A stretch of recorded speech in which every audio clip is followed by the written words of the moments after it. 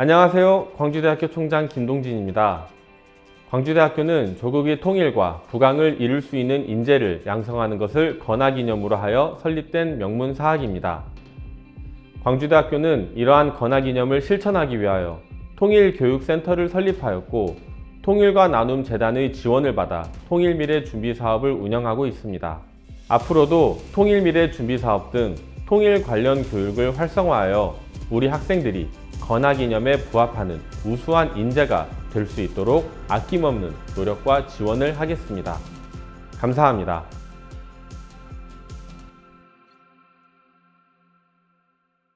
여러분 반갑습니다. 네, 방금 소개받은 김금수라고 합니다. 박수 쳐야 되는데 이럴 때. 제 소개 겸 왜 이런 주제를 여러분들하고 같이 나눌 수 있게 됐는가, 먼저 좀 간단하게 제 소개 겸해서 얘기를 좀 드리겠습니다. 저는 1986년부터 2023년까지 37년간 18군데를 돌아다니면서 군 생활을 했습니다. 오래 했죠. 네. 그 중에서 여기 서울 지역에 있는, 이게 지금 우리 군에 갔다 온 남학생들은 이게 어떤 의미인지, 뭘 의미하는지 다들 알겠지만, 각 기관, 부대를 상징하는 마크예요. 네. 여기 있는 게 합동참모본부라는 곳이고, 여기 있는 게 한미연합사령부라는 부대입니다. 한미연합사는 많이 들어보셨죠? 언론에서. 합동참모본부는 가끔 들어본 사람들도 있을 거고, 그냥 보통 합참이라고 하는데, 제가 복무를 했던 곳들 중에 저런 제대에서 근무하면서 우리가 미국과의 관계에 대해서 어떤 상황에 있구나 하는 것을 직접 많이 체험을 했고, 또 한미 동맹이라는 어떤 그 관계에 대해서 이래서 우리가 필요로 하는구나 하는 것들을 많이 직접 경험을 했습니다. 그래서 여러분들이 통일 강좌라는 이제 이 강의를 듣고 있는데, 통일이라는 얘기를 할 때 우리가 한미 동맹 관계를 올바른 관점에서 바라볼 수 있어야, 올바른 시각을 가지고 있어야 통일을 할 때 이런 것들을 우리가 잘 활용을 해야 되겠구나, 이렇게 할 수밖에 없겠구나, 또 평상시에도 이런 관계이기 때문에 이런 일들이 일어나는구나 하는 것을 알 수 있을 것 같다. 그런 차원에서 오늘 우리가 한미 관계를 좀 이야기해보는 그런 시간을 갖도록 하겠습니다. 혹시 저에 대해서 뭐 궁금한 게 있나요? 몇 마디 하니까 벌써 다 파악을 하셨네. 네. 이게 말을 잘 안 들어. 제 마지막 군복을 입고 찍었던 사진입니다. 맨 왼쪽 위에 있는 그림이, 사진이 뭔 줄 아시나요, 혹시? 통일 강좌를 듣고 있는 여러분들이면 봤을 것도 같은데, 6.25 전쟁 때 휴전협정 서명문입니다. 휴전협정. UN 사령관이었던 클라크 장군, 김일성, 중국의 팽덕해 중국군을 이끌고 있었던 이 세 사람이 최종적으로 위에 서명을 했습니다. 휴전협정문에. 뭔가 좀 이상하지 않나요? 뭐가 이상해요? 이상한 점이 뭐가 있어요? 뭐라고요? 누가 없어요? 한국 대표. 빙고. 내가 처음에 얘기를 안 했는데, 퀴즈를 내서 맞추면 선물을 드리겠다는 얘기를 했어야 되는데, 퀴즈를 내서 맞추는 사람한테는 간단한 선물을 하나씩 드리겠습니다. 2개밖에 없어. 근데 북한 대표, 중국 대표, 중공이죠. 유엔군 대표. 우리 한국 대표가 없어. 우리 한국에서 일어난 전쟁이고 우리가 당사자인데 한국 대표가 없어. 뭐가 문제가 있겠죠. 한번 왜 이렇게 됐을까? 이게 53년도 7월입니다. 7월 27일 날 휴전협정이 조인이 됐죠. 그로부터 57년이 지난 2019년 판문점에서 트럼프와 김정은이가 만났습니다. 제가 김씨인데 우리 김씨들 중에서 전 세계에 이름을 가장 떨친 사람이 김정은, 김일성 가문입니다. 김일성 일가. 김일성 일가만큼 세계 사람들이 한국, 코리아 하면 김일성, 김정은, 로켓맨 이렇게 이해하는 사람이 아무도 없어요. 성이 미안하지만 이씨 중에 세계 만방에 이름을 떨친 사람, 우리 이순신 장군 계시는구나. 네. 어쨌건 56년이 지난 그 시점에 똑같은 장소, 휴전협정이 조인됐던 똑같은 장소에서 트럼프와 김정은이가 만났습니다. 왜 애들이 자꾸 만나려고 할까?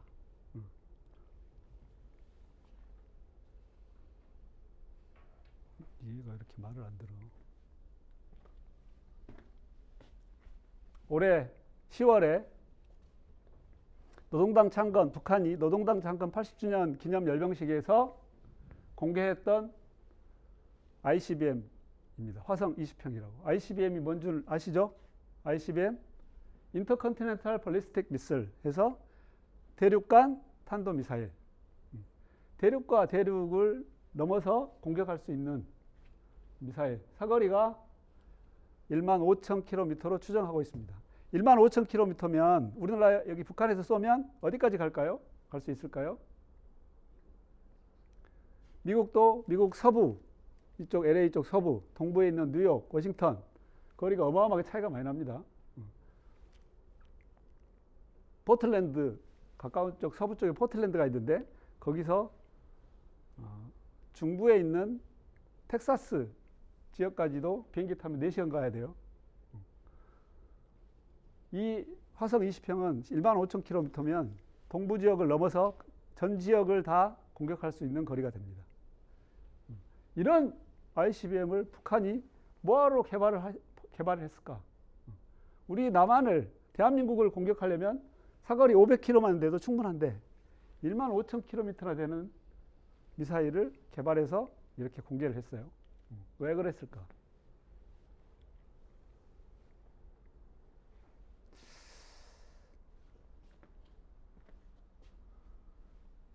우리 대한민국은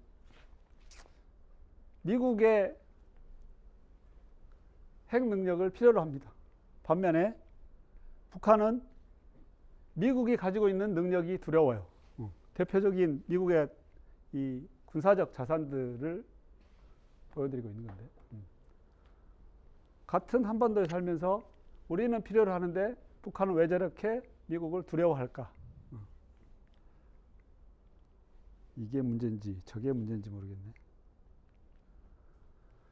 그래서 방금 던졌던 물음들을 여러분들이 지금부터 제가 얘기하는 내용들을 들으면서 이해할 수 있는 그런 시간들이 되기를 바라겠습니다. 우리가 여러분도 이제 제복을 입은 제복 공무원으로서 나중에 그런 생활을 하게 될 사람들인데, 국가의 안보가 제대로 지켜지지 않았을 때 국민들의 안전이 어떻게 위협을 받을까? 몇 가지 사례를 먼저 얘기를 해보자면, 이스라엘입니다. 이스라엘. 여기 이 땅이. 이스라엘 지도 잘 평상시에 주의 깊게 잘 못 보죠. 여기가 요단강이라는 곳입니다. 요단강. 요단강을 넘어갔다. 우리가 그러면 어떤 표현을 요단강을 넘어갔다라고 해요? 돌아가셨네. 라고 하는 표현을 요단강을 넘었다고 얘기를 하는데, 어쨌건 여기 요단강이고, 이 지역이 이스라엘이고, 그 중에 여기가 우리가 언론에 자주 나오는 요즘에 가자지구, 여기가 서한지구, 이렇게 구분이 돼 있어요. 이스라엘과 팔레스타인이 2년 넘게 전쟁을 하다가 이제 휴전을 했죠. 원래는 이 지역 전체를 팔레스타인 사람들이 살고 있었던 땅이에요. 근데 1945년에 이스라엘이 여기에 건국을 하고 이만큼을 차지하고 나머지 원래 살던 팔레스타인 사람들은 이만큼 쪼그라들어서 저 지역 안에서만 살고 있는 거예요. 이스라엘이 나머지 지역까지 전부 다 자기 땅으로 하겠다라는, 쉽게 얘기하면 그런 의도를 가지고 계속 전쟁을 하고 있는 거고. 그래서 이 가자 지구 같은 경우 이번에 2년 넘게 전쟁을 통해서 거기에 살고 있는 사람들이 한 200만 정도 됩니다. 팔레스타인 사람들이. 저렇게 변했습니다. 거기에 살고 있던 사람들이 살던 집, 건물 거의 95% 이상이 다 부서졌어요. 난민촌에서 겨우겨우 국제사회에서 지원해주는 구호품들을 받아서 연명을 할 정도로 심각한 상황이다. 팔레스타인이라는 사람들이 전체 인원이 한 700만 정도 되는데 자기들의 나라를 제대로 지키지 못하고 국민들이 저런 상황에 처할 수밖에 없는 이유가 안보가 제대로 지켜지지 못했기 때문이다. 나와 여러분들 같은 사람들이 제 역할을 못 해줬기 때문에. 또 수단, 아프리카에 있죠. 수단. 아프리카 중부 지역에 있는 국가인데 아프리카에서 땅덩어리로 따지면 세 번째로 넓습니다. 인구도 우리보다 훨씬 많아요. 이 수단이 전 세계에서 위기국가라는 그 개념을 가지고 긴급한 구조가 필요한 나라를 매년 선발을 합니다. 선정을 하는데 세계 위기국가 24년, 25년 연속 1등을 한 나라입니다. 뭐 때문에? 여기는 내전 때문에. 거의 우리 대한민국의 인구와 비슷한 인구를 가지고 있는데 그 중에 3천만 명 이상이 구호, 도움이 없으면 살 수 없을 정도의 심각한 상황이 2년 연속 이어지고 있다. 왜? 내전 때문에. 서로 권력을 차지하려는 내부 내전 때문에. 아프가니스탄 전쟁이 언제부터 언제였는지 혹시 아시나요? 미국이 아프가니스탄을 침공해서 전쟁이 20년간 이어졌습니다. 2001년에 미국이 9.11 테러 이후에 9.11 테러의 주범인 오사마 빈 라덴을 잡겠다라고 아프가니스탄을 침공했다가 20년 동안 전쟁을 했어요. 20년 동안 전쟁을 했다는 것은 이기지 못했다는 거가 되겠죠. 그리고 마지막으로 21년 8월 31일 날 전부 다 철수했습니다. 철수하는 그날 카불 공항에서 어떤 일이 있었는가? 짧은 영상이니까 간단하게 한번 볼까요? 넘겨져지는 게 아기입니다. 아기. 기저귀를 차고 있는 아기. 나는 못 가더라도 내 아기만큼은 여기서 탈출해서 데려가 주세요 하고 미군들한테 철조망 너머로 아기를 넘기는 거예요.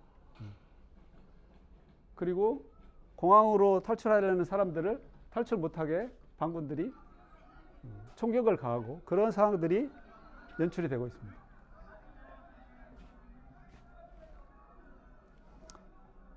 시간이 너무 많이 지났으니까 영상은 여기까지만 보겠습니다.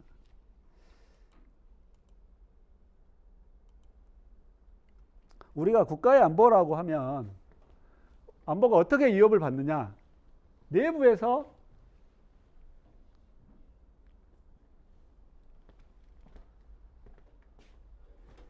내부에서의 어떤 취약성들, 아까 내전, 수단의 내전 같은 그런 취약성들이 발생을 하고 외부에서 위협이 있을 때 내부의 취약성들을 잘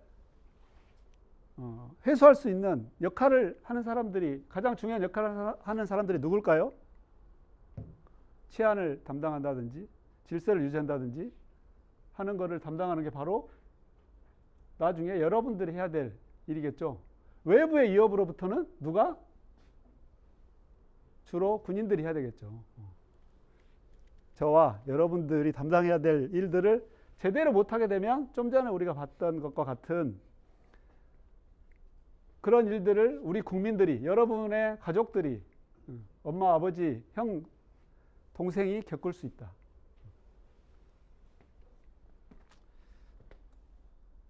그래서 우리가 저런 일들을 겪지 않도록 하기 위해서는 여러 가지 방법들이 있겠죠. 가장 첫 번째, 제일 중요한 거는 우리 스스로 우리를 지킬 수 있는 힘을 갖추면 제일 좋겠죠. 자주국방을 할 수 있으면 제일 좋습니다. 근데 자주국방을 하는 데는 쉽지 않은 여러 가지 도전들이 많이 있습니다. 가장 먼저는 돈도 많이 들고 기술도 필요하고 여러 가지 이유들이 있습니다. 자주국방이 어려운 상황이다. 그러면 내 편인데, 나와 가치관을 같이 하고 나를 도와줄 수 있는 나라인데, 그런 나라들과 같이 서로 손을 잡고 힘을 모으면 우리 안보를 지킬 수 있는 방법이 되겠죠. 그게 바로 동맹입니다. 동맹. 이런 동맹 관계로도 우리가 안보를 지킬 수 있는 방법이 있고, 또 집단 안보, 두 나라 세 나라하고 힘을 합쳐도 안 돼. 훨씬 큰 적대 이협 세력이 있어. 예를 들어서 러시아라든지 중국이라든지 이런 나라가 우리를 적대시해. 그러면 우리가 어떤 예를 들어서 대만하고 손을 잡았어. 당연히 어렵겠죠. 그랬을 때 여러 나라가 같이 힘을 모아서 위협 세력에 대항하자라고 하는 게 집단 안보고, 대표적으로 유럽에 뭐가 있죠? 이게 그 마크인데, 유럽 여러 국가들이 러시아의 위협에 대항하기 위해서 집단 안보 체제를 만든 게 있는데 뭐죠? 나토 북대서양 조약기구, 노선 애틀랜틱 트리티 오거나이제이션에서 북대서양 조약기구, 나토. 이런 방법들이 있다. 안보를 지키는 방법. 자주국방, 또 동맹을 맺거나, 그렇지 않으면 여러 국가들이 힘을 합쳐서 집단적으로 위협 세력이 대항했을 때 같이 대처할 수 있는 이런 것들이 있다. 동맹이 왜 필요한가 하는 부분, 우리가 한미동맹 관계를 맺고 있는데, 안보가 위협을 받았을 때 우리의 어떤 안전을 지켜줄 수 있는 방법 중에 한 가지가 동맹이다.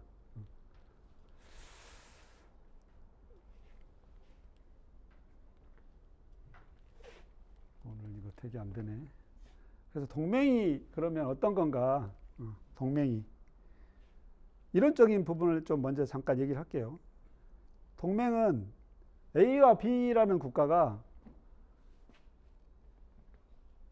위협을 받을 때, 서로 상대 국가가 위협을 받을 때 공동으로 대처하자. 기본적으로는 동맹은 전쟁을 같이 하자라는 전쟁 공동체로 이해를 합니다. 근데 우리가 요즘에는 동맹이라는 용어를 여기저기 많이 갖다 쓰죠. 반도체 동맹, 무역 동맹, 이런 얘기들도 많이 하죠. 근데 기본적으로는 전쟁을 같이 하자, 외부의 침략으로부터 같이 대처하자, 공동으로 대처하자 하는 개념이 동맹이다. 이 동맹들이 왜 만들어지느냐? 크게 네 가지 이유가 있는데, 가장 먼저는 외부의 위협에 같이 대응하자. 그리고 이념과 문화가 동일해서 우리 같이 친구처럼 잘 지내자. 대표적으로 미국과 캐나다 같은 게 이런 유형에 속하겠죠. 그 다음에 이렇게 못 사는 나라들이 원조를 많이 받다 보니까 그 나라와 같이 동맹 관계가 맺어지기도 하고, 마지막에 있는 개념은 좀 설명하기 어려운 건데, 이해하기 어려운 부분이 있는데, 저런 이유들이 있고, 가장 중요한 거는 외부의 위협에 대응하기 위한 거다. 외부의 위협에.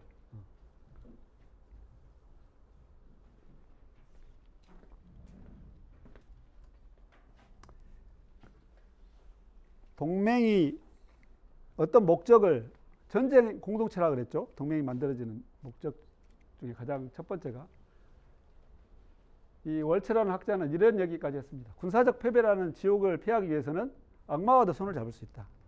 예를 들어 볼까요? 우리가 중국이 우리를 쳐들어왔어. 우리를 침략했어. 근데 미국이 지금 유럽 쪽에 러시아하고 뭐 다른 전쟁하느라 우리를 도와줄 여력이 없어. 근데 일본하고 우리가 손을 잡으면 막을 수 있을 것 같아. 중국의 침략을. 그러면 야, 일본 저놈들 우리 일제강점기 때 우리 얼마나 못 살게 굴었는데 요즘에도 계속 우리 신경을 건드리고 쟤들하고 손을 잡느니 차라리 나는 중국한테 먹히고 말래. 아니야. 그래도 쟤들하고 손을 잡아서 우리가 우리나라를 지키는 게 더 나아. 어떤 선택을 하겠어요, 여러분들? 당연히 우리의 자존심을 챙길까요? 당연히 아니겠죠. 우리 국가가 우선 살아남고 봐야 되겠죠. 전쟁에서 승리하는 게 전쟁에서 패배하는 것보다는 어떤 수단과 방법을 가리지 않고 전쟁에서 승리하는 게 국가의 입장에서 가장 중요하다. 그래서 동맹이 만들어지는 거다.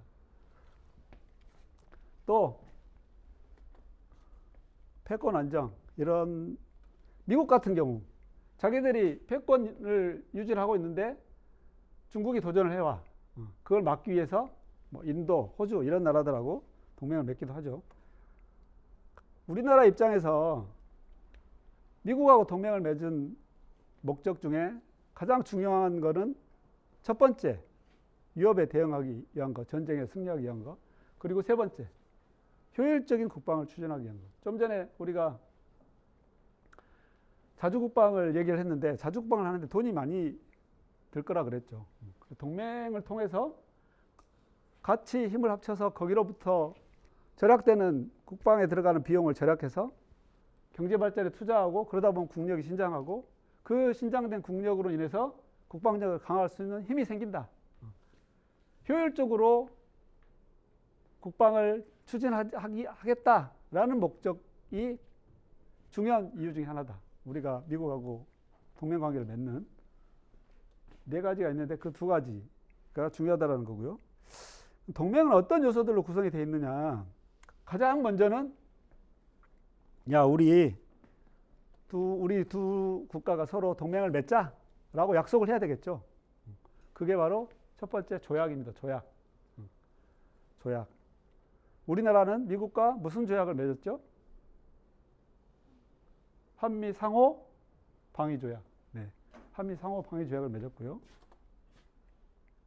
두 번째는 실질적으로 동맹이 전쟁 공동체라 그랬죠. 전쟁을 할 수 있는 군대가 주둔을 해야 됩니다. 군대가 주둔해야 되고 또 동맹 관계를 계속 이행해 나가기 위한 협의체 이런 게 있어야 되고 마지막에 그거를 실행할 수 있는 기구, 제도 이런 것들을 만들고 동맹이 또 유지해 나가기 위해서 주둔하는 군대 또 각종 어떤 전쟁 준비, 무기 구매 이런 데 많은 비용들이 들어가겠죠. 그거를 서로가 분담할 수 있어야 된다. 이런 것들이 동맹이 맺어졌을 때 필요한 요소들이다. 그리고 동맹에는 이런 다양한 유형들이 있어요. 그 중에서 대칭과 비대칭 동맹. 우리나라와 미국이 맺은 동맹 관계가 바로 비대칭 동맹입니다. 강대국과 약소국 간에 맺은 동맹. 강대국 입장에서 약소국하고 동맹을 맺어서 얻을 게 뭐가 있을까요? 우리는 미국하고 동맹을 맺어서 안보를 지원을 받아서 우리의 안보를 지킬 수 있어. 그러면 미국은 우리하고 동맹을 맺어서 일방적으로 지원만 해주고 싶어 할까요? 아니겠죠. 뒤에서 한번 봅시다. 그래서 우리는 미국과의 관계는 비대칭 동맹 관계로 시작을 했다. 비대칭. 그것도 비대칭 관계가 굉장히 심한 우리가 맨 처음 동맹 관계를 맺었을 때 굉장히 비대칭성이 큰 그런 상황이었다. 어떻게 해서 우리는 미국하고 동맹 관계가 시작이 됐을까? 미국과의 관계는 맨 처음 조미소 통성조약 1882년에 맺었던 이걸 통해서 미국과 우리나라의 국가 관계가 맨 처음 시작이 됐습니다. 이때 맺었던 조약에 이런 내용들이 있었는데 제3국이 부당한 침략을 할 때 미국이 지원을 해주겠다라는 조항이 있어요. 거중 조정이라고 표현을 하는데 지켜졌을까요? 일제가 우리 나라를 합병할 때 이 조항이 지켜졌으면 미국이 지원을 해줬어야 되겠죠. 그래야 맞겠죠. 안 지켜졌습니다. 네. 어쨌건 조미소 통상 조약을 시작으로 해서 미국과 관계가 시작이 됐는데 한미 동맹 관계는 우리가 6.25 전쟁을 거치면서 6.25 전쟁이 끝나고 1953년에 한미 상호 방위 조약을 체결을 했고 1년 뒤에 물론 발효가 됐지만 뒤에서 얘기를 할게요. 그 뒤로 주둔군 지휘협정 소파라고 하는데 들어보셨죠? 집에 있는 소파 말고 네, 소파 주둔군 지휘협정. 주둔군 지휘협정은 모든 나라가 다 체결합니다. 우리나라 군대도 동티모르에 전에 파병이 됐었는데 동티모르라는 국가하고 우리도 소파를 체결을 했었습니다. 소파는 우리나라의 군대가 한 나라의 군대가 다른 나라에 주둔할 때 다 체결한다. 그리고 우리나라가 미국이 주도한 미국이 침략한 베트남전에 1960년대 70년대 초까지 8년 넘는 기간에 참전을 했었고 그 이후에 이 동맹을 구성하는 요소들 중에 제도화라는 게 있다 그랬죠. 제도. 이런 제도들이 생깁니다. 한미안보협의회의, 한미연합군사령부 이런 제도들이 생기고 1990년대가 되면 우리가 비용을 분담하기 시작합니다. 미군이 우리나라에 주둔하는 데 소요되는 비용을 분담하기 시작합니다. 비용 분담이 동맹을 구성하는 요소의 마지막 부분에 있었죠. 또 2003년에 우리가 미국이 주도하에 미국 주도와 다국적군이 이라크를 공격했던 이라크 전쟁에 2003년에 파병을 해서 약 4년 넘게 군대를 파병을 했었습니다. 2012년에는 FTA가 체결이 됐고 2000년대에 들어와서는 우리 한국에 있는 주한미군 기지들을 여러 군데에 흩어져 있던 것들을 모아서 정리하는 것들을 지원을 해줬어요. 그러니까 이런 일들을 쭉 거치면서 우리가 맨 처음 시작할 때 일방적인 우리가 도움을 받는 비대칭성이 굉장히 큰 관계였었는데 지금은 서로가 도움을 주고받는 보완적인 그런 관계로까지 발전을 했다. 이렇게 쭉 발전을 해왔는데 그 과정 중에서 우리가 겪었던 서로 간의 갈등 또 주요 이슈 이런 것들이 어떤 것들이 있었는가.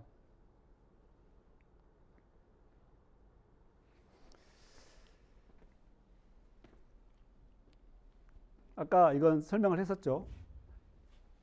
휴전협정을 맺을 때 미국 대표는 이 덜레스라는 국무장관이 이제 휴전협정을 맺고 우리하고 상호 방위조약 협정을 맺은 서명을 한 당사자인데 이 사람은 미국 대표로 와서 이제 우리하고 상호 방위조약을 맺을 것인가 말 것인가 협상을 했던 그런 사람이에요.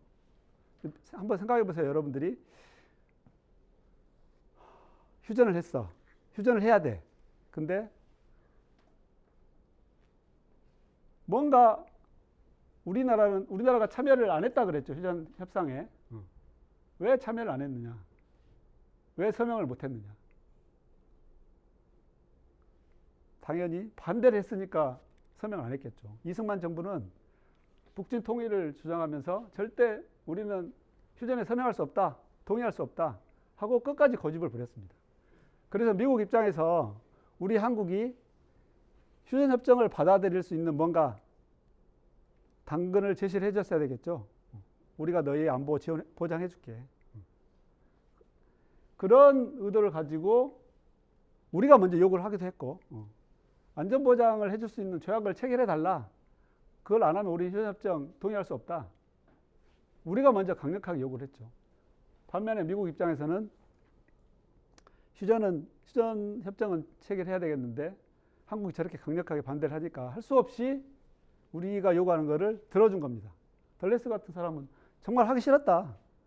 생각해 보세요. 내가 미국 입장이라도 아주 우리가 속된 말로 똥구멍 찢어지게 못 사는 나라한테 조약을 맺어서 우리가 얻을 게 뭐가 있겠느냐. 하고 싶지 않았겠죠. 그래서 덜레스가 이런 얘기를 했습니다. 그러다 보니까 휴전협정이 체결이 되고 나서 조약은 이게 조약이 그 조약으로서 효력을 발휘하려면 어떤 절차를 거쳐야 될까요?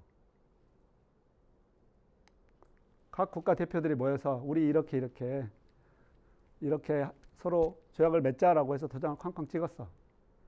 조약문에다가. 그다음 그게 이제 발효가 되려면, 효력을 가지려면 어떤 절차가 있어야 될까요? 국내적으로 비준을 받아야 돼. 의회에서, 국회에서. 국가 간에 맺는 관계에서 가장 강력한 형태가 조약입니다. 이제 아래쪽으로 내려가면 뭐 합의, 또 합의각서, 동의각서, 양해각서 이런 것들이 있는데, 어쨌거나 그런 비준 절차를 거쳐야 되는데 미국 의회에서 계속 시비를 걸어. 저런 나라하고 우리가 상호 방위 조약을 맺어서 얻을 게 뭐 있느냐. 또 우리나라에서는 좀 더 우리가 안전보장을 더 확실하게 군사적 지원, 경제적 지원 이런 걸 받아내고자 우리도 계속 더 많은 걸 요구해. 그러다 보니까 1년 동안 양 국가에서 비준 절차를 동의를 못 받고 1년이 지나고 1년이 지난 다음에서야 발효가 됐습니다. 그래서 이 한미 상호 방위 조약이 우리 한국과 미국의 동맹 관계가 시작되는 그 시발점인데, 그 맺어지는 과정이 방금 얘기했던 그런 상황에서 맺어졌다. 미국이 야 우리 너희 이렇게 해줄게 라고 했던 것보다 우리가 이렇게 해주세요 라고 했던 상황이 훨씬 더 중요하게 작용을 했다.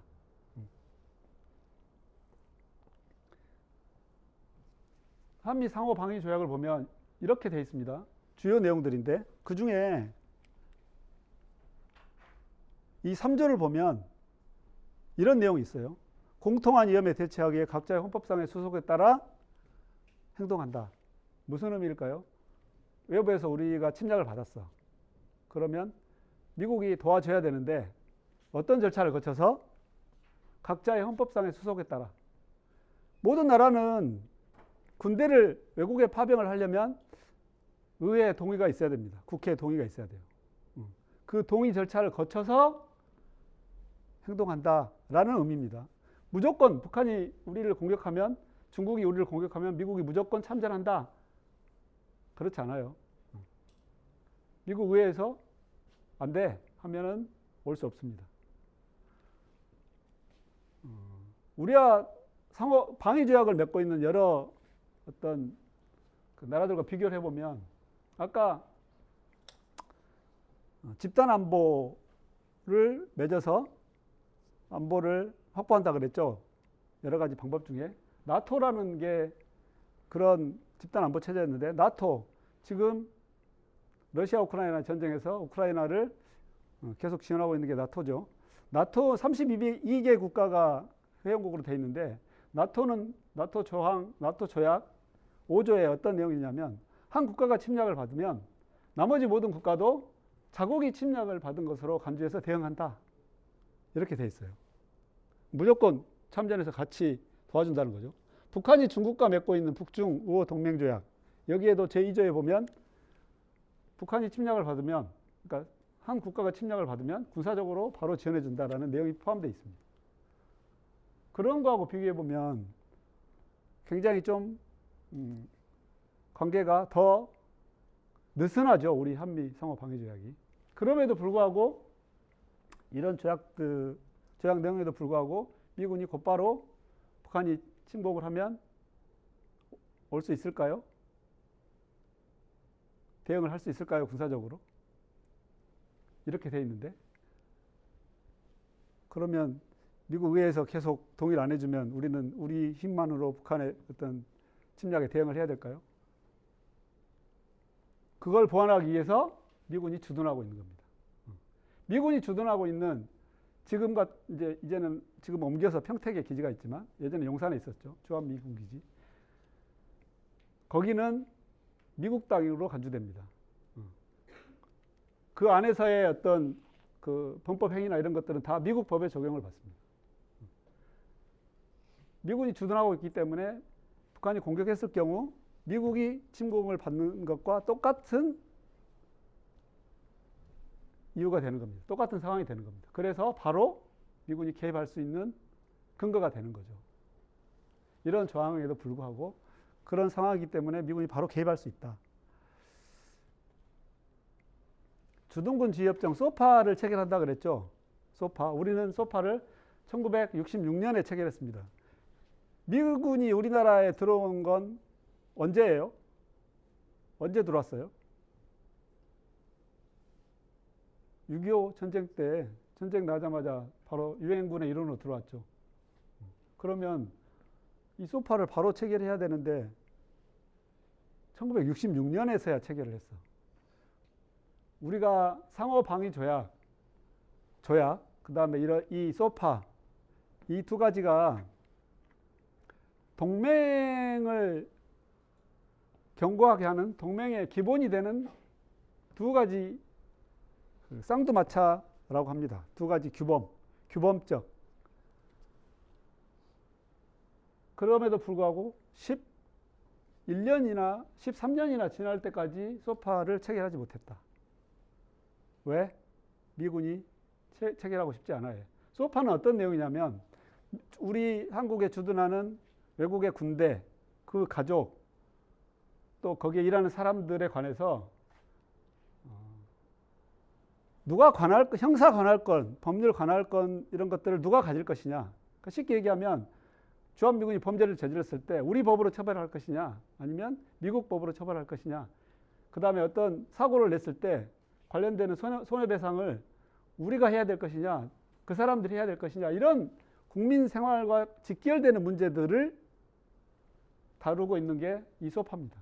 그래서 그 소파가 얼마만큼 평등한 내용으로 맺어져 있느냐가 동맹 관계를 비춰주는 거울이다. 이렇게 표현을 해요. 초반에는 당연히 우리가 불리한 내용들이 많았겠죠. 13년 동안이나 체결이 안 됐던 이유는 6.25 전쟁 기간 중에 이미 대전협정, 마이애협정 이런 것 등을 통해서 미군이 특권적 지위를 누리고 있었어. 이 소파보다 훨씬 더 특권적인. 그러니까 미국 입장에서는 굳이 따로 소파를 체결하려고 하는 의지가 없었겠죠.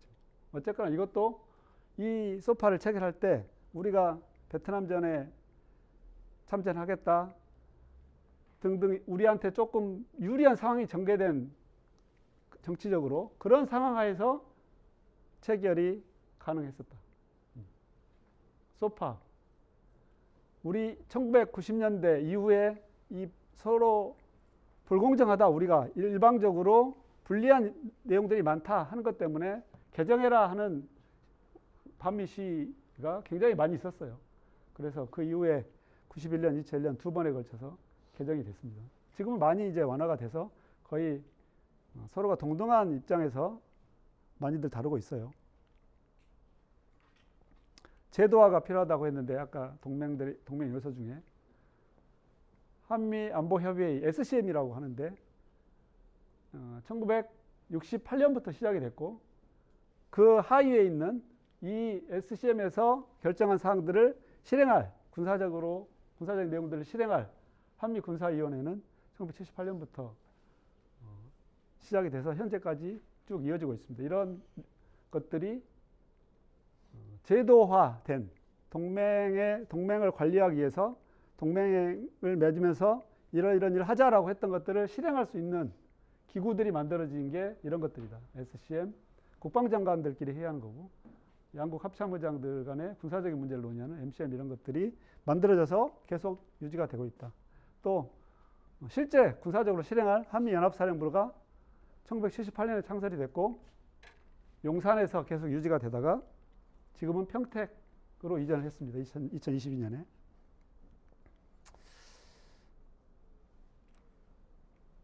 66년에 우리가 미국과 체결한 이거는 상호 방위 조약과 함께 동맹을 이루는 규범적 근거다 라고 했는데 뭐죠?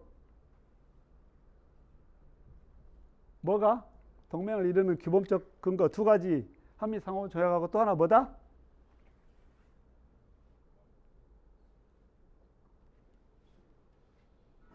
한국과 우리 미국이 체결한 것들 중에 두 가지가 동맹 관계를 이루는 가장 중요한 요소라고 그랬는데 뭐라고요? 소파? 확실하게 얘기해. 뭐라고? 소파 맞아요? 집에 소파 있죠? 네. 소파입니다. 소파. 확실하게 얘기를 안 했는데 그래도 네, 선물을 드리겠습니다. 제가 아는 친구 딸이 쓴 책인데 도움이 되길 바랍니다. 네. 소파가 뭐다 하는 얘기들이 혹시 나오면 아 소파가 그런 거구나 얘기할 수 있을 정도가 됐으면 좋겠고요. 동맹관계, 특히 비대칭 동맹관계. 우리는 미국과 비대칭성이 굉장히 큰 관계로 시작이 됐다 그랬죠. 미국은 1950년대만 하더라도 2차 세계대전에서 승리했던 세계 제1의 강대국이었고 우리는 이제 막 일제강점기로부터 독립을 해서 먹고 살기도 힘든 그런 상황이었죠. 그러다 보니까 비대칭성이 어떤 동맹보다도 훨씬 큰 그런 상황에서 동맹관계가 시작이 됐는데 이런 비대칭 동맹관계에서 이런 딜레마들이 생길 수밖에 없다. 안보와 자율성의 교환, 방기와 연루. 한자로 좀 어려운데 영어로 이해하시면 더 나을 거예요. 어벤더먼트, 방기, 버려진다. 연루는 이끌려 들어간다 하는 의미고 부담, 분담. 이 세 가지 문제가 지속적으로 생길 수밖에 없다. 비대칭 동맹 관계에서는. 이런 딜레마 때문에 그동안 우리가 알아왔고 들어왔던 문제들이 생기고 있는 거다. 어떤 문제들이 있었는가? 먼저 작전 통제권, 작통권 회수한다, 작통권을 전환한다 하는 얘기 많이 들어보셨죠? 작전 통제권. 6.25 전쟁 중에 이승만 대통령이 유엔군 사령관한테 한국군을 포함한 나머지 유엔군을 다 지휘할 수 있는 권한을 당신이 가지세요. 당신이 가지고 전쟁을 하세요. 라고 넘겨줬어. 그 이후로 유엔군 사령관이 계속 우리 한반도에서의 작전을 통제할 수 있는 권한을 가지고 있었다가 연합사령부가 생기면서 연합사령관한테 그게 넘어갔습니다. 연합사령관, 유엔군 사령관, 주한미군 선임장교, 주한미군 사령관이죠. 세 가지 직책은 한 사람입니다. 직책은 세 가지인데 한 사람이 다 해. 지금 현재 유엔군 사령관도 똑같은 사람, 한미연합사령관도 똑같은 사람, 주한미군 사령관도 똑같은 사람, 같은 사람이 다 이 역할을 하고 있어요. 그래서 지금은 한미연합사령관한테 우리 한반도에서의 전시 작전 통제권이 이양되어 있는 상태다. 평시 작전 통제권은 한국 합참의장한테 1994년에 우리가 받아왔습니다. 이 작전 통제권은 처음에 세 가지 얘기했었죠. 세 가지 딜레마 중에 안보와 자율성. 우리가 우리 안보를 지키기 위해서 뭘 양보를 한 거예요? 우리 군대를 우리 마음대로 우리 의지대로 운영할 수 있는 권한을 넘겨준 거죠. 뭘 받은 대신에? 미국이 지원하는 안보를 우리가 받는 대신에 우리 군대를 우리 자율적으로 지휘할 수 있는, 운영할 수 있는 권한을 넘겨준 거다. 이 안보와 자율성 교환의 딜레마에 따라서 이런 것들이 이루어진 거다. 첫 번째가 이런 거고요. 두 번째,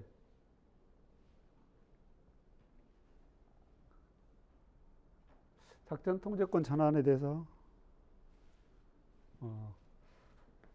더 설명할 시간이 좀 없을 것 같은데 그 현재 상태는 어떤 거냐면 2007년에 노무현 정부가 우리도 이제 이만큼 경제적으로도 발전하고 국내적으로도 정치적으로도 안정이 되고 군사적으로도 이만큼의 능력을 갖췄는데 이제 우리가 작전 통제권을 가져오자라고 선언을 한 이후에 2007년이니까 지금 몇 년 지났어요?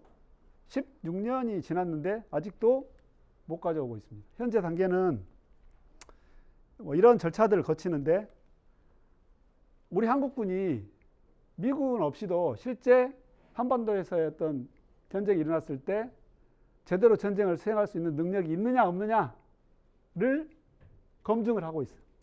평가를 하고 있어요. 그래서 그런 평가가 이렇게 3단계로 이루어지는데 두 번째 단계까지 끝났고 세 번째 단계는 내년 이후, 두 번째 단계가 내년에 끝나고 내년 이후에 결정이 될 수 있다. 근데 이게 16년 동안이나 끌면서 못 가져오는 가장 근본적인, 가장 큰 이유가 뭘까요? 이 기구도로만 보면 지금 미군이 하고 있는 이 사령관을 한국군이 하면 돼. 똑같아. 같이 사성장군, 대장이 지금은 우리 한국군 대장이 부사령관 하고 있고 미군 대장이 사령관 하고 있는데 우리가 작동권을 가져오면 이게 바뀌는 것뿐이야. 사령관이 우리가 하고 부사령관은 미군이 해. 아주 간단할 수 있을 것 같은데 왜 16년이 지난 지금까지도 우리가 못 가져오고 있을까? 가장 큰 문제가 뭘 것 같아요? 문제는 첫 번째, 돈. 미군이 담당하고 있는, 미군이 지원해주고 있는 그 역할을 우리가 하려면 미군이 가지고 있는 능력만큼을 우리도 가져야 되겠죠. 가장 어려운 부분이 정보, 감시, 정찰. 지금은 감시, 정찰, 그러니까 북한이 어떻게 움직이고 있는가 하는 걸 감시, 정찰을 뭘로 해요? 이게 쌍안경으로 이렇게 볼까요? 뭘로 봐요? 위성으로 보죠, 위성. 우리는 군사위성 지난달에 4번째 발사해서 4개 가지고 있습니다. 4개. 미국은 비교가 안 되죠. 스타링크 같은 경우 소형 위성이 700개가 넘어요. 그런 걸 우리가 그런 능력을 갖추려면 돈이 첫 번째 필요하고 기술도 필요하고 가장 우선은 돈이다. 뒤에 얼마만큼의 돈이 필요로 하는지 뒤에서 한번 얘기를 해보겠습니다. 또 마찬가지 안보와 자율성을 서로가 양보하고 교환하면서 생기는 문제가 핵추진 잠수함 문제. 최근에 이제 이슈가 됐죠. 핵추진 잠수함. 핵추진 잠수함은 말 그대로 잠수함의 연료를, 잠수함을 추진하는 연료를 핵으로 쓰는 겁니다. 지금은 디젤을 쓰고 있는데 이게 왜 한국과 미국 간의 안보와 자율성 관계와 연계가 될까? 그동안 우리가 원자력 발전소도 유지하고 있고 충분히 원자력 핵 추진 잠수함을 만들 수 있었을 텐데 왜 못하고 이번에도 보면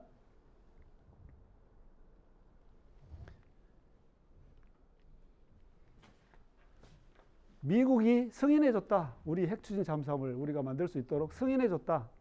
이렇게 표현을 했어요. 왜 우리가 우리 핵 추진 잠수함 만드는데 미국의 승인을 받아야 돼? 그죠? 우리가 1956년에 미국과 한미 원자력 협정이라는 것을 체결합니다. 미국의 원자력 기술을 우리가 당시에는 원자력 발전도 하고 해야 되는데 기술이 없으니까 기술을 받아들이는 대신에 군사적으로는 사용하면 안 돼라고 미국이 조건을 내걸어서 우리한테 기술을 이전을 해줬습니다. 그런 협정 때문에 우리가 군사적으로 이용할 수 있는 핵기술을 발전시키지 못했다. 우리 스스로 할 수 있는 뭔가를 자율성을 제한받는 대신 미국이 지원해 주는 것을 받을 수밖에 없었다.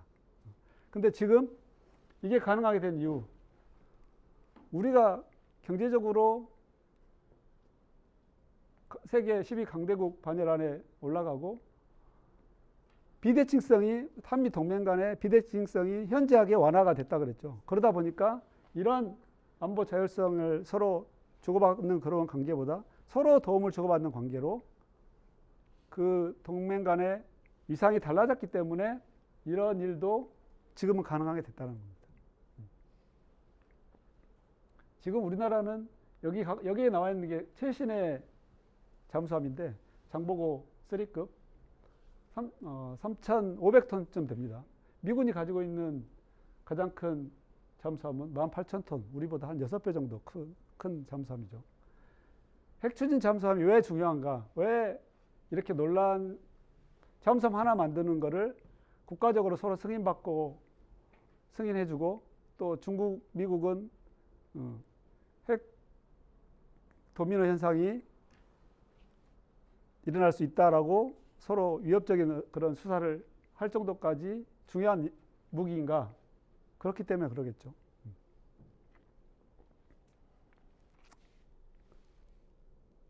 나중에 혹시 질문이 들어오면 그때 자세히 설명해 드리겠습니다. 시간이 없어서. 두 번째, 방기와 연루. 그러니까 버려질 수 있다, 아니면 내가 끌려 들어갈 수 있다라는 거에 방기와 연루입니다. 그러니까 우리가 비대칭 관계에 있는 미국과의 동맹 관계에서 미국으로부터 버려질 수 있다, 또 우리가 원치 않는 일에 끌려 들어갈 수 있다. 이런 딜레마가 방기와 연루인데 베트남전 파병도 그런 차원에서 이해를 하시면 돼요. 이 미국이 베트남전을 이제 수행을 하다 보니까 다른 우방국들의 도움이 많이 필요해. 그래서 야, 너희 우리하고 동맹 관계인데 우리 좀 도와줘. 라고 요청을 했을 때 우리가 싫어. 라고 하면 미국이 그래? 그럼 너희 우리가 안보 지원 안 해줄 거야. 동맹 관계에서 버려질 수 있는 우려가 생기는 거죠. 우리한테는. 우리 입장에서는. 그죠? 물론 미국이 베트남전을 참전하는 대가로 경제적인 지원도 해주고 우리 군의 현대화도 해주고 하겠다 이런 각서를 써주면서 우리한테 참전해달라고 요구를 했기도 했지만 그런 차원에서 동맹관계에서 우리가 베트남전을 파병할 수밖에 없었다. 1964년부터 전투병은 65년부터 해서 8년 넘는 기간 중에 32만 명이 베트남전에 파병이 됐습니다. 그 중에 약 5천여 명이 전사를 했고 1만 명이 넘는 인원들이 부상을 당했습니다. 우리 부모 세대들이.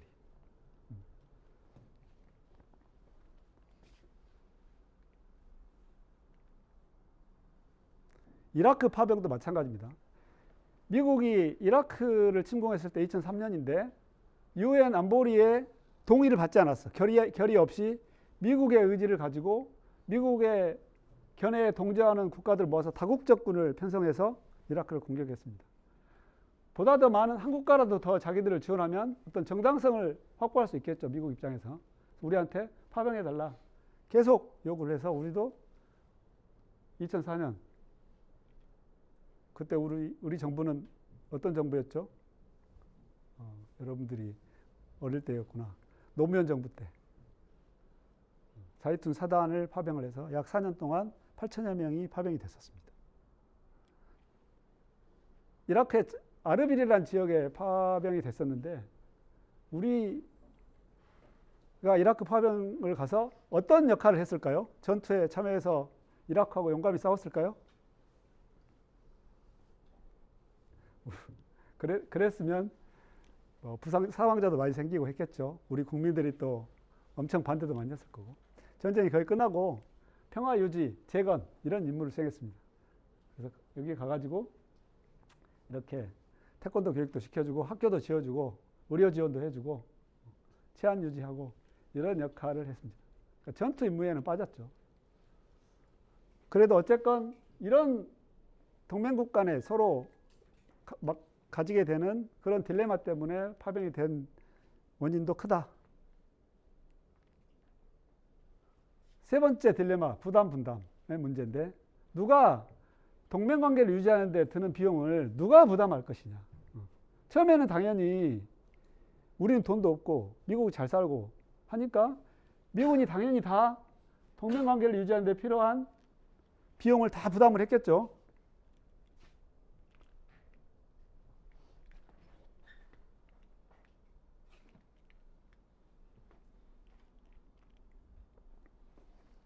근데 우리가 이제 점점 경제적으로 세계 10위권 정도에까지 오르는 어떤 선진국의 반열에 오르고 미국이 경제적인 부담이 자꾸 늘어나고 재정 여건이 나빠지고 하다 보니까 우리한테 야 너희가 좀 우리 주한미군 주둔하는데 너희도 좀 돈 좀 보태줘 라고 요구를 하기 시작합니다. 최초에는 한미 상호 방위 조약 그리고 소파에 뒤에서 잠깐 얘기를 하겠지만 미군이 주둔하는 데 필요한 비용은 전부 다 미국이 부담한다 라고 조약을 맺었어. 근데 이제 점점 우리가 돈이 많아지니까 너희도 좀 부담해 라고 하는 문제가 불거지기 시작했다. 부담 분담 문제. 그래서 첫 번째 우리가 알았어 그럼 우리가 너희 주둔하는 데 좀 도와줄게 라고 해서 추진했던 게 주한미군 기지를 이전하는 거였어요. 90년대까지만 해도 이 주한미군 기지는 한국 전 지역에 약 90여 개소가 주한미군 기지가 설치되어 있었습니다. 전국 각지에.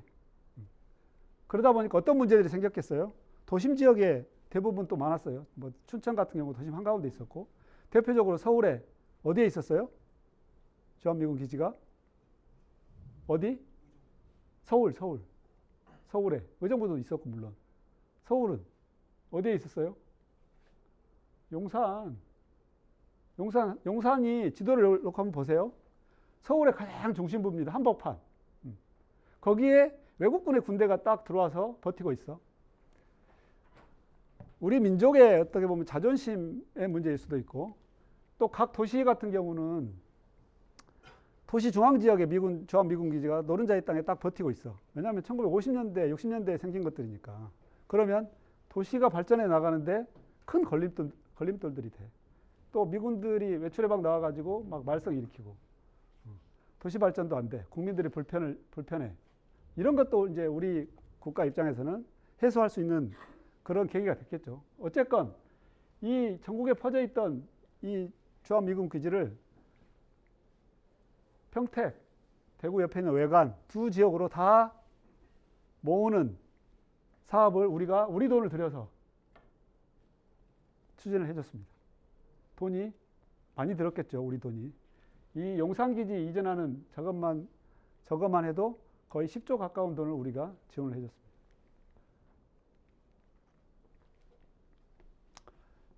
용산기지가 이전한 평택입니다. 평택. 기지 안에 골프장도 있고 비행기 활주로도 있고, 여의도의 5배 크기입니다. 이 기지만. 여의도의 5배.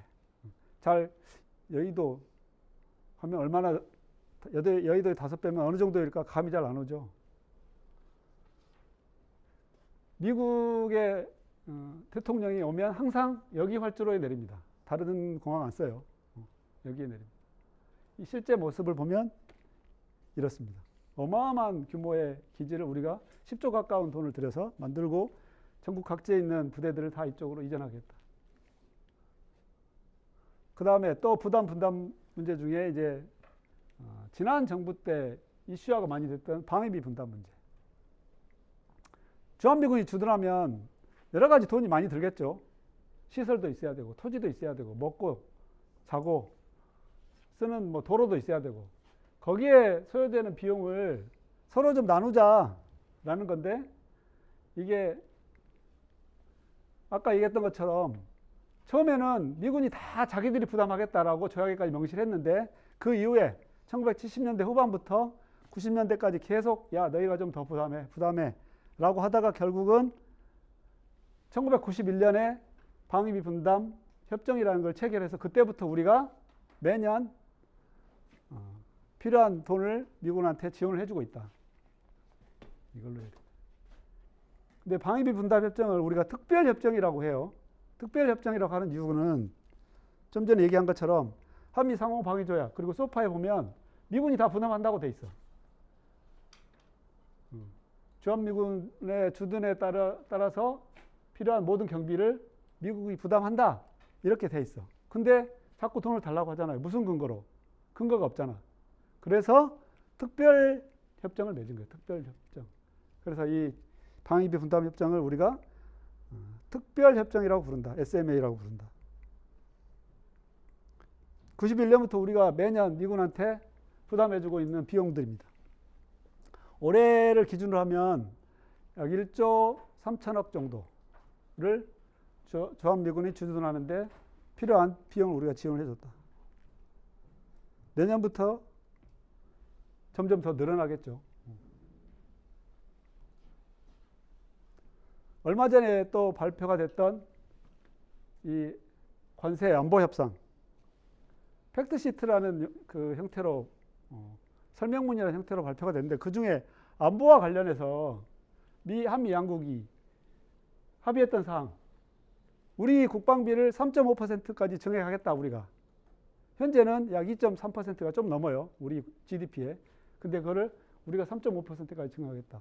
그러려면 국방비를 매년, 현재는 한 3% 정도씩 증액하는데 7%에서 8%씩 증액해서 약 61년 연간 국방비를 100조 가까이 써야 됩니다. 국방비를 우리가 많이 쓰면 어떤 문제가 생길까요? 우리한테, 우리 내부적으로. 올해 국방비가 61조였는데 우리 국가 예산이 650조 정도 됩니다. 우리 연간 예산의 9% 정도를 국방비로 쓰고 있어. 근데 그게 이제 늘어나서 거의 2배 가까이 늘어나면 국방비가 차지하는, 우리 국가 재정에서 차지하는 비율이 높아지겠죠. 그러면 다른 데 쓸 돈을 줄일 수밖에 없겠죠. 복지, 교육, 인프라 건설, 이런 데 투자할 돈이 국방비로 전환될 수밖에 없는 구조가 생기겠죠. 그런 문제가 있을 수 있습니다. 또 주한미군한테 330억 불 매년 48조 원씩, 지금 현재 2022년을 기준으로 해보면 연간 우리가 아까 얘기했던 그 방위비 분담금까지 다 합쳐서 13조 정도를 매년 전체적으로 직접 간접적으로 지원해주고 있는데, 그게 거의 2배 가까이 늘어나게 된다. 세 번째, 미국산 무기를 이만큼 많이 사겠다. 우리의 부담이 대폭적으로 늘어나는 거죠. 이런 무기를 우리가 안 사고 미군이 가지고 있는 무기를 그대로 활용하면 안 써도 되는 돈들인데 우리가 써야 되는 부담이 생긴 거죠. 이런 일들이 동맹관계에서 어쩔 수 없이 겪게 되는 딜레마들로 인해서 그게 근원이 돼서, 근원적인 어떤 문제, 근거가 돼서 이루어지고 있는 일들이다. 안보와 자율성. 내가 안보를 지원받는 대신 우리 국가가 가지고 있는 자율성을 양보해야 되는 상황이 생길 수밖에 없고, 또 방기와 연루. 저쪽이 요구하는 일을 내가 들어주지 않았을 때 내가 버려줄 수 있다는 그런 두려움, 이런 것들을 해소하기 위해서 어쩔 수 없이 그쪽에서 요구하는 걸 해줘야 되는 그런 문제점들이 생기고, 부담 분담. 우리 국내에 주둔하는 미군에 소요되는 비용들을 누가 얼만큼 더 분담할 것이냐, 부담할 것이냐, 이런 문제를 가지고 서로 다툴 수밖에 없다. 왜 동맹 관계에서 이런 일들이 일어나는가 이해가 좀 됐으면 좋겠고요. 그러면 어떤 역할들을 하고 있느냐. 물론 주한미군이 이만큼 지금 28,500명이 우리 한국에 주둔하고 있고, 이런 많은 미군의 전력들이 국내에 주둔하고 있습니다. 그러면서 이런 생각을 할게요.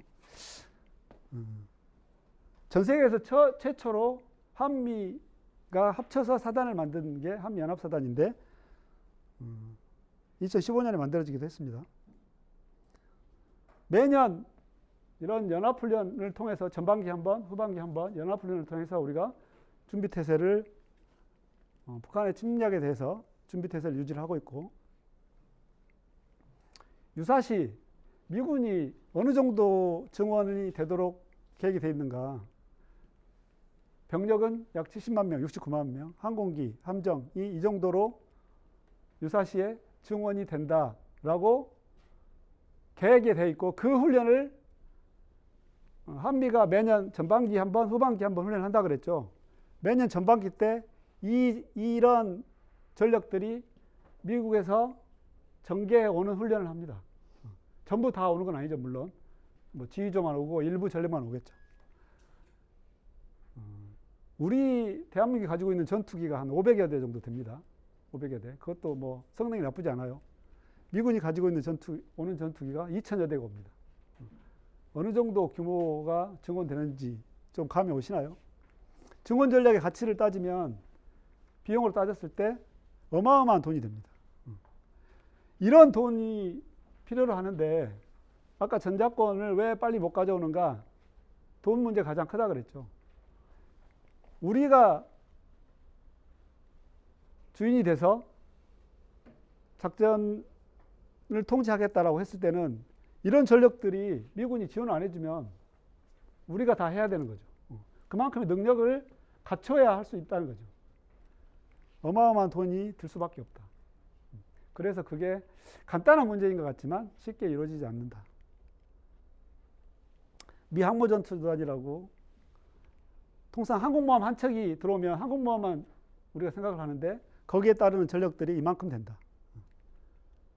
우리 항공모함 한 척이면 우리 육군 사단의 두세 개 사단 전력과 그보다 더 할 수 있는 전력이라고도 볼 수 있습니다. 해상 사전 배치 선단이라는 게 있는데 미국은 세계 각지에서 어떤 분쟁이 발생했을 때 비행기, 함정 이런 것들은 빨리 올 수 있지만 필요한 물자는 배로 실어와야 되기 때문에 시간이 오래 걸리죠. 즉각 투입할 수 있도록 각 지역에 바다에 이렇게 띄워놓고 있어. 거기에 필요한 이 장비, 물자들을 바다에 띄워놓고 대기하고 있어. 우리나라 근처에도 이렇게 태평양 지역에 저런 선단을 띄워놓고 혹시 북한이 침략할 것 같은 상황이 가능성이 높아진다. 그러면 여기 떠 있는 배들이 먼저 도착해서 전력을 보강해 줄 수 있는 그런 능력도 가지고 있다. 제일 중요한 거 현재 상태에서 북한이 핵을 가지고 있죠. 핵 위협에 대응할 수 있는 거는 핵밖에 없습니다. 재래식 무기로는 대응을 할 수가 없어. 그래서 우리가 핵을 절대 무기라고도 하는데 우리가 북한의 핵 위협에 대비해서 우리가 핵을 가지고 있지 못하기 때문에 미군이 가지고 있는 핵 전력을 도움을 받을 수밖에 없겠죠. 그걸 우리가 확장 억제라고 합니다. 확장 억제. 미군이 가지고 있는 전력을 확대해서 우리 한반도에까지 확대해서 우리가 그 힘을 빌어서 북한의 핵 위협을 억제한다. 지금 우리 안보 상황에서 가장 중요한 문제이기도 합니다. 그렇다고 우리가 핵무기를 가질 수도 없으니까. 물론 개발 능력은 있지만 여러 가지 어떤 문제가 있어서 개발하기 어려운 그런 상황이다 보니까. 가장 큰 역할은 북한 핵무기에 대응하는 거다. 2012년도에 우리가 미국하고 FTA를 체결했는데 그 이후로 미국과의 교역량이 대폭 증가했고 작년 기준으로 보면 미국과의 교역에서 우리가 얻은 이익 500억 달러가 넘습니다. 미국과의 무역에서. 중국과 교역량도 크지만 순이익 측면에서 봤을 때는 미국이 가장 우리 교역국가 중에 제일 많아요. 우리가. 그래서 현재는 우리가 극심한 비대칭 동맹관계에서 시작이 됐지만 비대칭성이 현재히 완화되고 우리의 자율성이 대폭적으로 확대된 그런 상황이다. 이런 상황에서도 우리가 통일을 논할 때 한미동맹이 왜 필요할까?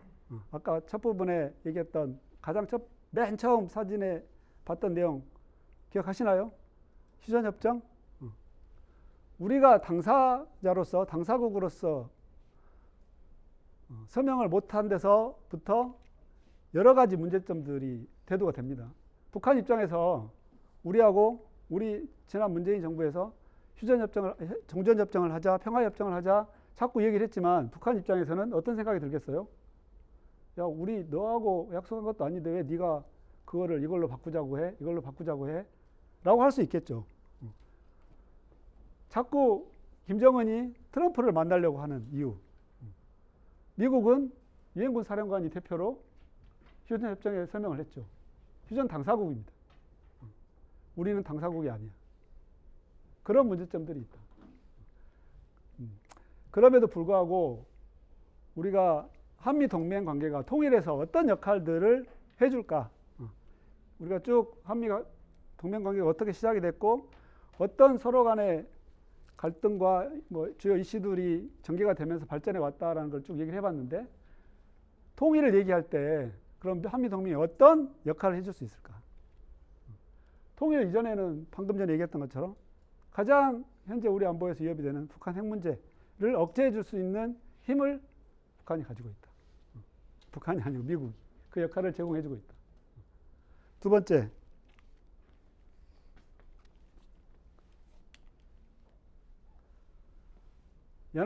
아까 연합 전력, 미군이 가지고 있는 증원 전력들이 어느 정도 규모인가 하는 것들 잠깐 소개를 드렸죠.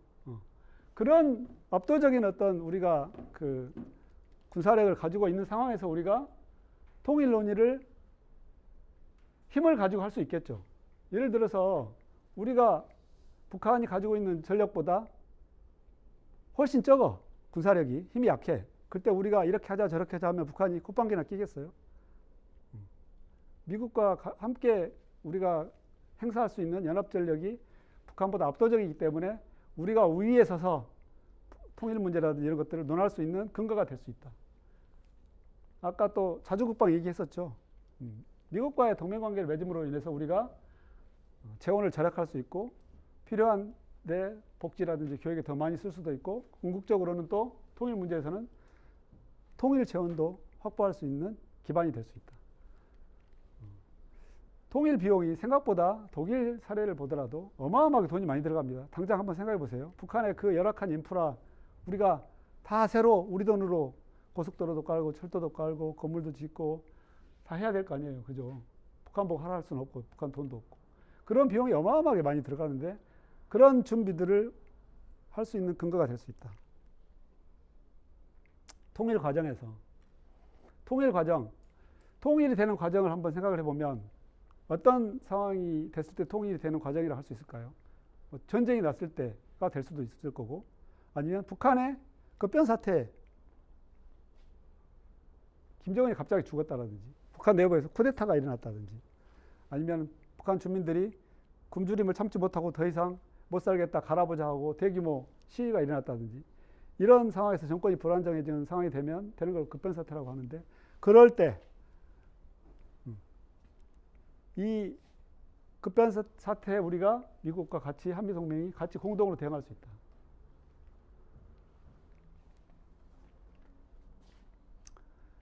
통일이 되어가는 그런 과정, 전쟁 상황이었는데도 우리가 이제 굉장히 유리한 상황이 됐다든지 급변 사태가 생겨서 우리가 한미가 같이 개입을 하는 상황이 됐을 때 우리 주변에 있는 중국, 러시아, 일본 이런 나라들은 어떤 반응을 보일까요? 당연히 가장 먼저 중국은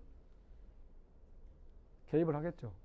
북중 우호 동맹 조약에 따라서 개입을 하려고 할 거고 러시아도 자기들의 영향력을 행사하려고 할 거고 일본, 우리 한반도에 통일된 우리 한국이 나타나는 것을 결코 원치 않죠.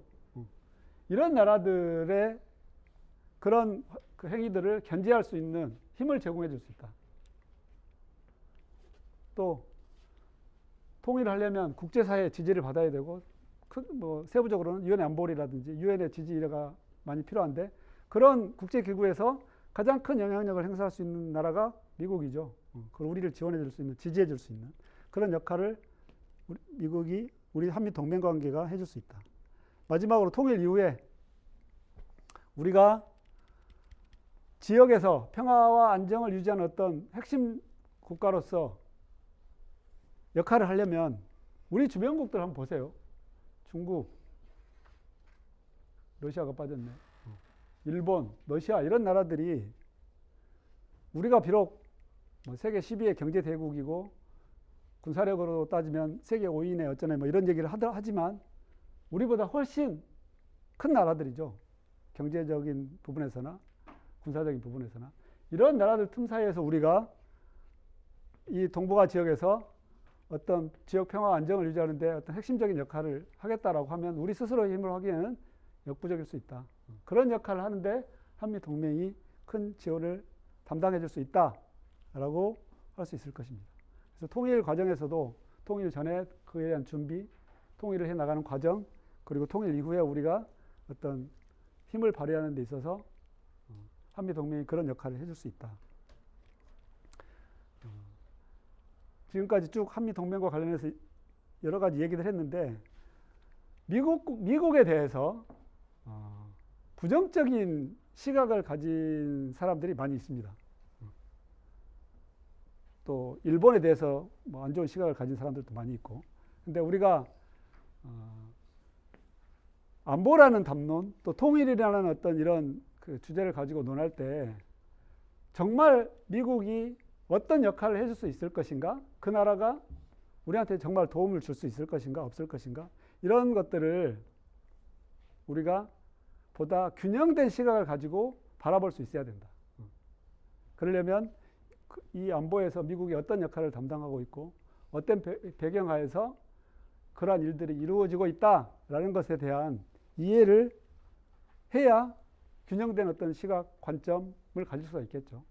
그래서 여러분들이 우리 국가의 안보의 한 축을 담당하는 국내 취약성을 해소할 수 있는 치안을 유지하고 질서를 유지하고 해야 되는 그런 일들을 해야 될 사람들이 우리 국가 안보의 가장 어떤 핵심적인 지원 역할을 해줄 수 있는, 우리가 잘 이용해서 우리 안보를 보다 효율적으로 지킬 수 있는 미국에 대해서, 한미 동맹에 대해서 보다도 좀 잘 이해할 수 있는 그런 계기가 됐으면 좋겠습니다.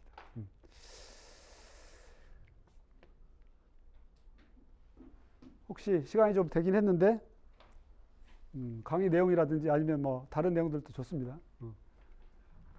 궁금한 내용들 있나요? 강의가 너무 완벽했나요? 너무 지루했나요? 궁금한 내용들 없어요? 질문할 만한 내용 없나요? 네. 한국군이 이라크에 파병되었을 때 어떤 역할을 했는지 궁금합니다. 거기가 이라크에 파병된 지역이 아르빌이라는 지역입니다. 아르빌. 아르빌이 어떤 곳이냐면 쿠르드라고 들어보셨나요? 쿠르드족? 몰라요? 처음 들어봐요? 지구상에서 그러니까 국가를 이루지 못한 가장 큰 민족이 쿠르드족입니다. 쿠르드족이 추산하건대 3,500만 명 정도라고 추산합니다. 이라크, 시리아, 터키, 튀르키예, 여기에 그 국경 지역에 흩어져 살고 있는 여기 쿠르드족인데, 그 쿠르드족이 자치 지역을 이루고 있는 주도가 아르빌이에요. 거기에서 주로 이제 지역 순찰 활동, 치안을 유지하기 위한 순찰 활동을 많이 했고, 우리 문화를 전파하기 위한 노력들도 많이 했었습니다. 뭐 태권도를 알려준다든지 의료 지원을 해준다든지 이런 게 이제 자이툰이라는 부대가 가서 일을 했지만, 그런 걸 하려면 학교를 지어준다든지 병원을 지어준다든지 하려면 돈이 있어야 될 거 아니에요. 우리 정부 차원에서 돈을 많이 지원을 해주고, 그런 기본적인 어떤 그 시설들이, 생활에 필요한 기본적인 시설들을 갖춰줄 수 있도록 하는 노력들을 많이 했다. 그런 일들을. 네. 해소가 됐나요? 네. 또 제가 그럼 질문해 볼까요? 여러분들 질문이 없으면. 한미 동맹 관계에서 그동안에는 좀 몰랐는데, 이런 사실을 좀 새롭게 알게 된 것 같다. 뭔가 좀 미국이라는 나라를, 또 한국과 미국과의 관계를 이해하는데 좀 도움이 됐던 것 같다라는 내용이 어떤 거였나요? 가장 새롭게 알게 된 사실들이 뭐였어요? 네. 아까 바다에 정확히 기억은 안 나는데 바다에 약간 해상 사전 배치 선단. 예 그런 것처럼 이제 국민들이 좀 약간 평소에 어떻게 나라를 지키고 있지, 약간 어떻게 대응하고 있지 이런 걸 궁금할 수 있는데 저도 막 떨리기도 하고 그래서 그런 안도감, 안정감이 좀 드는 것 같아서. 우리 둘이만 아는 비밀이에요. 농담이고, 해상 사전 배치 전단 같은 경우는 물론 이제 비밀 사항은 아닌데 안보에 관심이 없는 사람들은 거의 모르는 사항이죠. 저런 배들이 물자를 싣고 배에 태평양 바다에 떠다니고 있다. 그러다 유사시에 바로 즉각 투입이 될 수 있다. 이런 것들은 잘 모르는 사실인데, 저런 역할까지 우리가 지원을 받는다. 그러니까 뭐 일부이긴 하지만, 많은 부분의 일부이긴 하지만 그런 것도 있다라고 이해를 하시면 되겠어요. 네. 없나요? 이제? 시간이 좀 짧아서 제가 중간중간에 재밌는 얘기도 좀 하고 했으면 좋았을 건데, 시간이 좀 빠듯하다 보니까 강의 내용만 쭉 얘기를 했는데, 어쨌건 여러분들이 내가 알고 있기로는 여러분들 세대가 특히 통일에 대해서 부정적인 시각을 많이 가지고 있고 우리 남한 사람들끼리 잘 살면 되지 굳이 지금 저 못 살고 있고 지들끼리 독재 정치하고 있고 이런 중국 뭐 러시아하고 친하게 지내고 있는 애들하고 통일을 해서 우리가 그 많은 비용을 들여서 통일을 굳이 해야 되느냐 이런 부정적인 시각을 많이 갖고 있다고 알고 있는데 통일은 여러분들이 이제 많은 부분들에 대해서 뭐 강의도 듣고 공부도 하겠지만 당연히 해야죠. 우리 지구상에서 한 민족이 다른 분단돼서 두 국가를 이루고 있는 나라 우리밖에 없죠. 우리가 또 이 동북아에서 또 세계에서 더 큰 나라로 커 나가기 위해서는 반드시 통일이 이루어지고 같이 힘을 합쳐야 되는 게 순리죠. 그런 인식을 여러분들이 이 통일 교육을 통해서 좀 가졌으면 좋겠고 제가 여러분들의 그런 인식을 그렇게 바꿀 수 있는데 조금이나마 도움이 됐다면 저로서는 큰 보람으로 생각을 하겠습니다. 여러분들 이제 졸업하고 제복을 입고 근무를 하게 될 건데 제가 초임 시절에 가장 고민이 됐던 게 뭐냐면 나하고 같이 이제 똑같이 졸업했는데 쟤는 벌써 저 자리에 가 있네. 쟤는 저기 진짜 그 핵심 자리라고 하는 요직인데 벌써 저기 가 있네. 이런 친구들이 생깁니다. 몇 년 근무하다 보면 그럼 나는 뭐 하고 있지? 막 초조해지기 시작해. 나도 빨리 뭔가를 해서 저런 길로 가야 되는데 근데 10년 지나고 20년 지나면 그때의 그 초조함, 내가 뒤처지고 있는 것 같다는 불안감 이런 거는 기우다. 시간이 지나면 자기한테 그때 맡겨진 일들 열심히 하다 보면 언젠가 내가 빛날 때가 있다. 그 시기가 그 사람은 그 빛나는 시기가 그 초반이었을 뿐이고 나는 한참 뒤에 내가 빛나는 시기였을 뿐이다. 그래서 너무 조급해하지 말고 여러분들이 꿈꾸는 그 목표를 향해서 꾸준하게 이뤄 나갔으면 좋겠다. 그러다 보면 언젠가는 여러분들도 빛나는 날이 올 것이다. 라고 생각을 합니다. 네, 오늘 재미없는 강의 잘 들어줘서 고맙습니다. 여기서 마치겠습니다.